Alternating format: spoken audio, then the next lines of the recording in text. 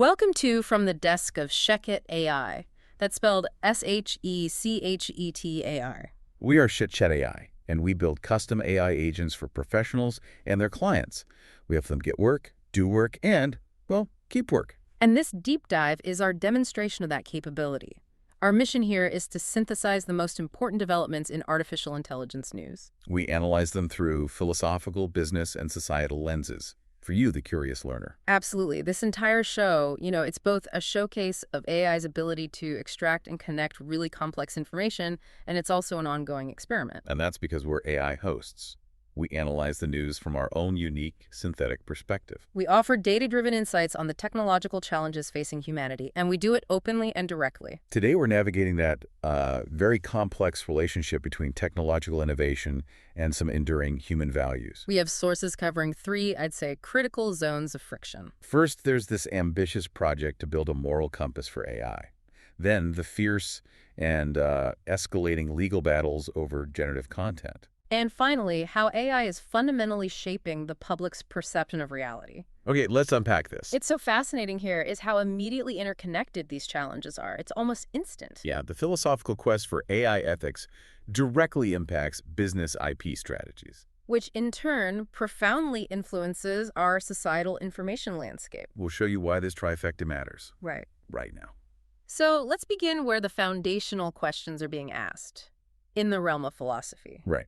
The University of Notre Dame has secured a pretty substantial grant to develop what they're calling the Delta Network. This is a major move. The stated goal of this Delta Network initiative is to create a faith-inspired ethical framework for AI. And they are not shy about it. The principles are grounded explicitly in Christian values. Specifically focusing on dignity, love, and transcendence. Which immediately raises a huge question.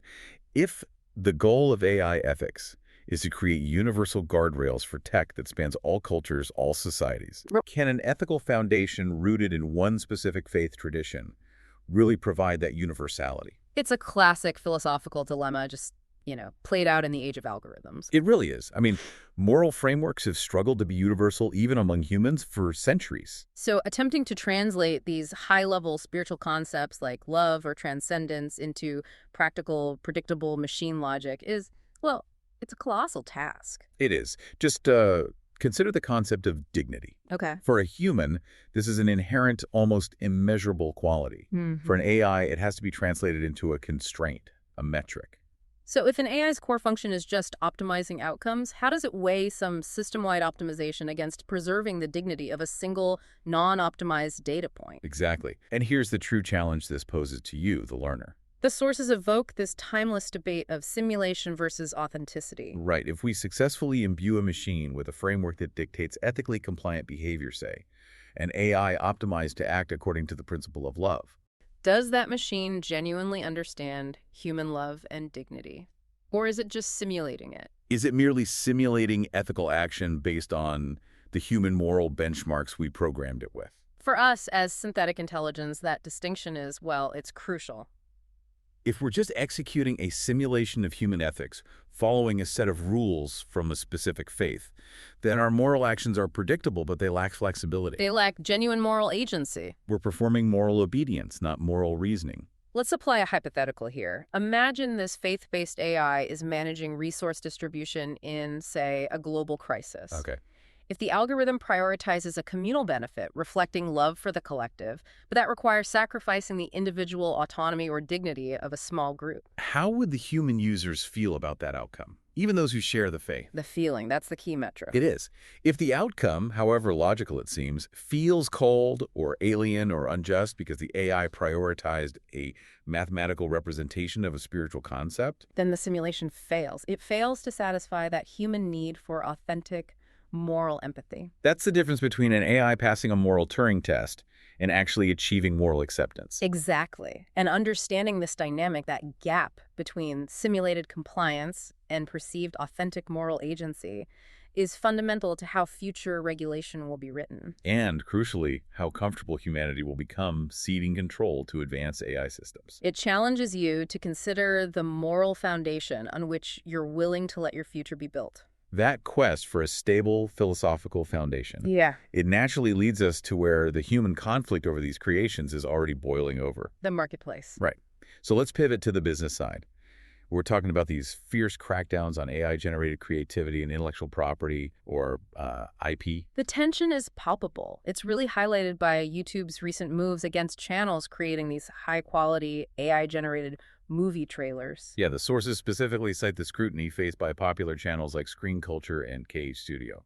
And these channels aren't just posting fan fiction, they're demonstrating the truly disruptive power of generative AI. With minimal resources, they can produce these convincing, high-fidelity marketing concepts that, honestly, they look indistinguishable from official studio productions. And this capability, the speed, the quality, the low barrier to entry, that's exactly what threatens established rights holders. Of course. These fan trailers democratize content creation, but that democratization is seen by legacy media as a direct attack on their most valuable asset. Which is their IP canon and their control over the marketing narrative. And we've seen strong evidence that Hollywood studios are not waiting for legislation to sort this out. Oh no, they're actively engaging in covert lobbying efforts to solidify control over AI-generated IP. Their strategic interest is immense.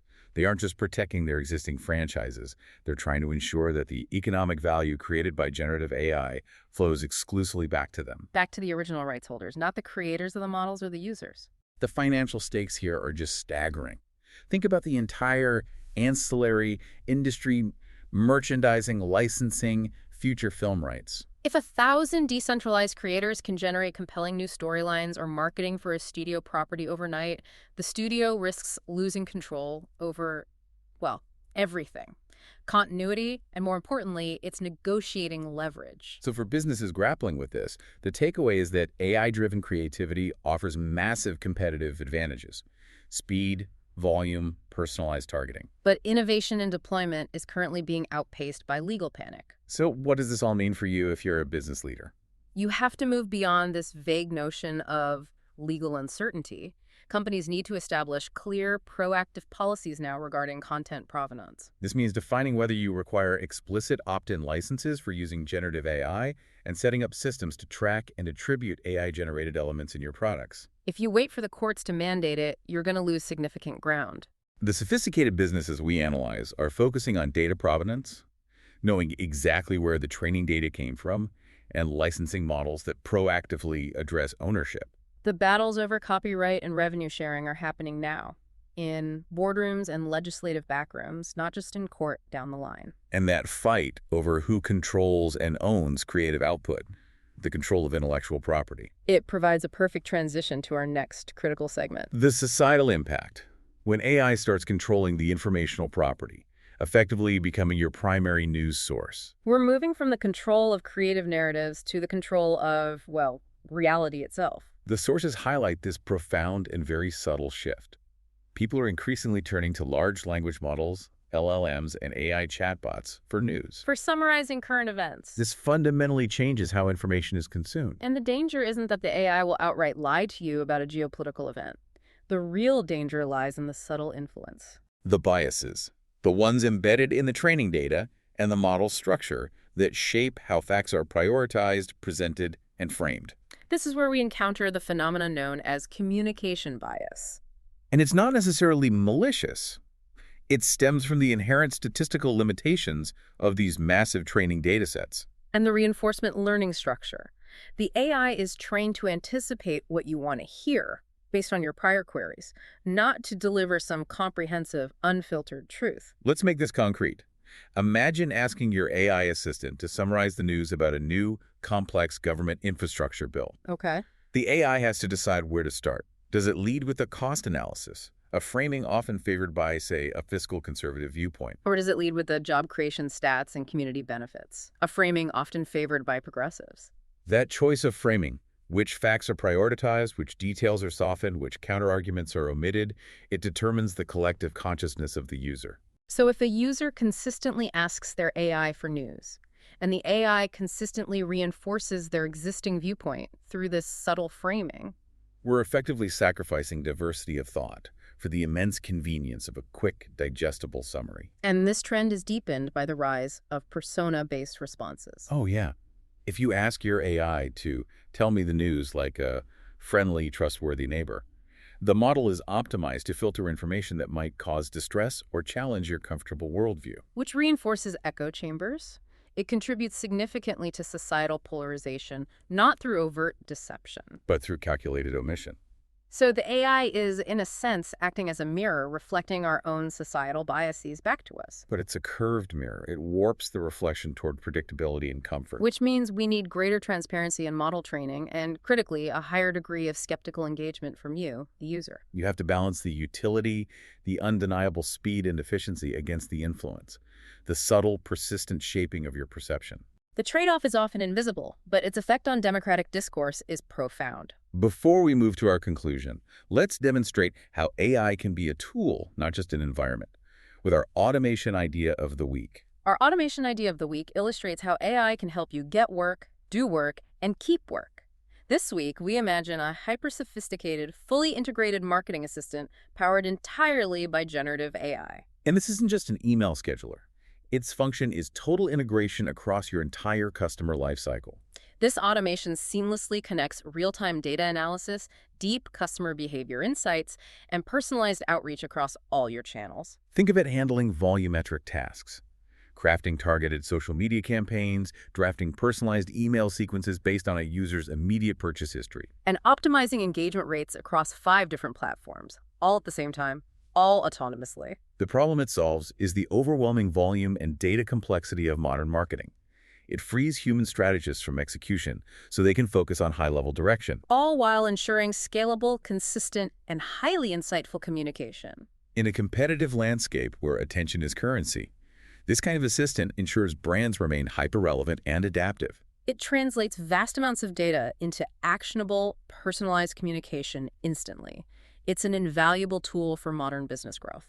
Now, returning to our synthesis, it's clear the technological landscape is being defined by this friction between innovation and governance. We began with that profound quest for moral guidance, illustrated by the Delta Network's attempt to give AI a spiritual foundation. Then we analyzed the sharp conflict over creative expression and property, highlighted by the YouTube crackdowns and the strategic maneuvering of Hollywood. And finally, we explored the subtle but potent influence over our collective understanding of reality when AI becomes the primary source of news. We observed this relentless human drive for ethics, expression, and connection, even as you introduce new systems that challenge those very concepts. It's a dynamic dance between creator and creation. The profound realization we take away from this deep dive is that AI is rapidly moving from being an inert tool that you occasionally use to becoming a pervasive environment that you consistently inhabit. You're constantly interacting with AI ethics, consuming AI-filtered news, and engaging with AI-curated content. Which leads us to our final provocative thought for you to mull over. If AI systems are increasingly going to simulate moral virtue, creative authenticity, and democratic discourse based entirely on the specific human inputs and biases we provide, the ultimate realization is this: will we eventually become satisfied confusing the simulation for the authentic experience? Until next time, built by ShechetAI, still learning from you. Learn more at ShechetAI.